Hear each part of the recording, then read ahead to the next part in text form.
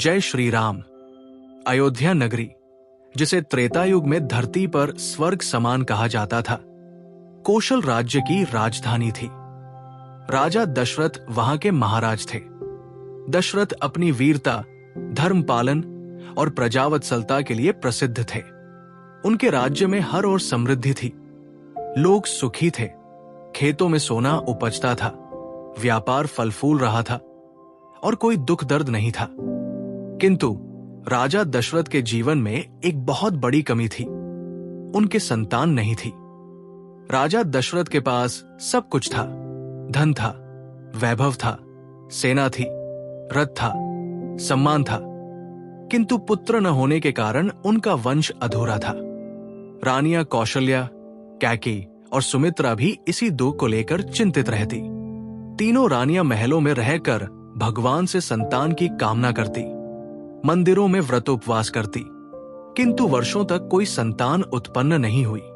दशरथ ने सोचा कि संतान के बिना राज्य का भविष्य अधूरा है। कौन होगा उत्तराधिकारी? कौन इस विशाल साम्राज्य को आगे बढ़ाएगा? यही चिंता उन्हें खाई जाती थी।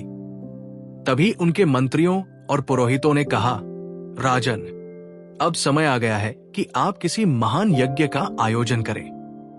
पुत्र प्राप्ति का सर्वोत्तम मार्ग है पुत्र कामेष्टि यज्ञ।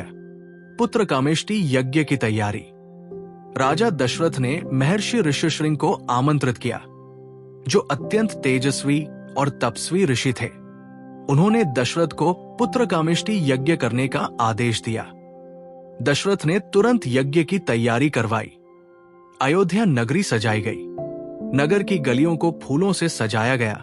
मंदिरों में दीप जलाए गए और चारों ओर मंगल ध्वनि गूंजने लगी। यज्ञ आरंभ हुआ। ऋष्यशृंग ने वेद मंत्रों का उच्चारण किया। अनेक ऋषि मुनि वहां उपस्थित थे। यज्ञ की अग्नि में आहुति दी जा रही थी। देवताओं का आह्वान हुआ। कई दिनों तक यह भव्य यज्ञ चलता रहा। अग्निदेव का प्रकट होना।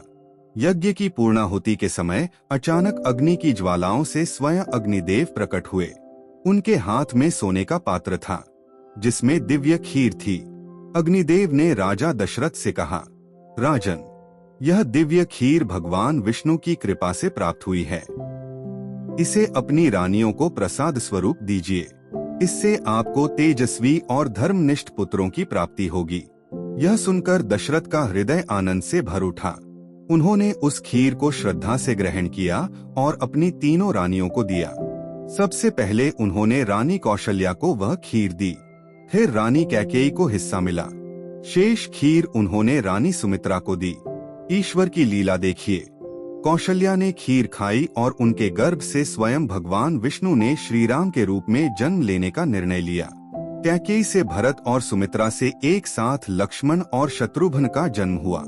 श्री राम का जन्म समय बीता और चैत्र मास की शुक्ल नवमी को पुनर्वसु नक्षत्र और कर्क लग्न में रानी कौशल्या के गर्भ से भगवान विष्णु ने रामचंद्र के रूप में अवतार लिया। अयोध्या की धरती उस दिन झूम उठी। राम जन्म का वह क्षण अद्भुत था। देवताओं ने स्वर्ग से पुष्प बरसाए। गंधर्वों ने गान किया। अप्सराएं नृत्य करने लगीं। नदियां मधुर स्वर में कलकल बहने लगीं। हवाएं शीतल और सुगंधमयी हो उठीं। पूरा वातावरण पावन और आनंदमय हो गया। रानी कौशल्या ने अपने गर्भ से एक तेजस्वी शिशु को जन्म दिया। उस शिशु के नेत्र कमल की तरह थे, मुख चंद्रमा समान सुंदर था और पूरे शरीर से दिव्य आभा निकल रही थी। यही बालक आगे चलकर मर्यादा पुरुषोत्तम श्री राम कहलाए। अन्य भाइयों का जन्म। राम के जन्म के कुछ समय बाद कैकेयी के गर्भ से भरत का जन्म हुआ। भरत भी अत्यंत तेजस्वी और धर्मनिष्ठ बालक थे।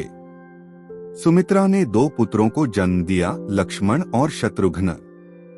लक्ष्मण श्री राम के साथ अद्भुत प्रेम से जुड़े रहे, जबकि शत्रुघ्न भरत के साथ रहते। चारों भाइयों के जन्म से अयोध्या नगरी मानो स्वर्ग बन गई। नगरवासियों ने दीप जलाए, ढोलनगाड़े बजाए, नृत्य गान हुआ और राजा दशरथ की आंखों से आनंद के आंसू बहने लगे। चारों राजकुमारों का बाल्यकाल। राम बचपन से ही विलक्षण प्रतिभा के धनी थे। वे धर्मप्रिय, विनम्र और सभी का आदर करने वाले थे। वे धनुर्विद्या में निपुण हुए और गुरु वशिष्ठ से शिक्षा ग्रहण की।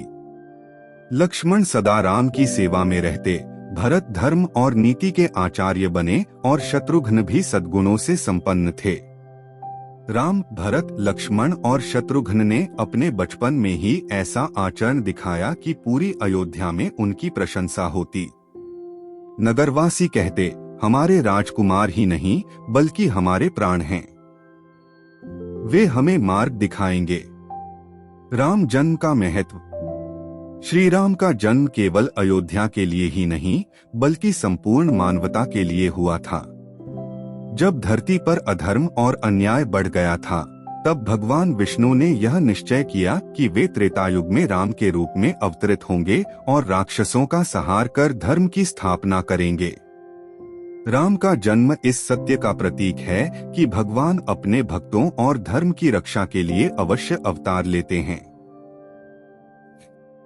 अगर आपको श्री राम जन्म कथा पसंद आई हो तो वीडियो को लाइक जरूर करें, अपने दोस्तों और परिवार के साथ शेयर करें और हमारे चैनल को सब्सक्राइब करना न भूलें, क्योंकि आने वाली कथाएं और भी अद्भुत होंगी।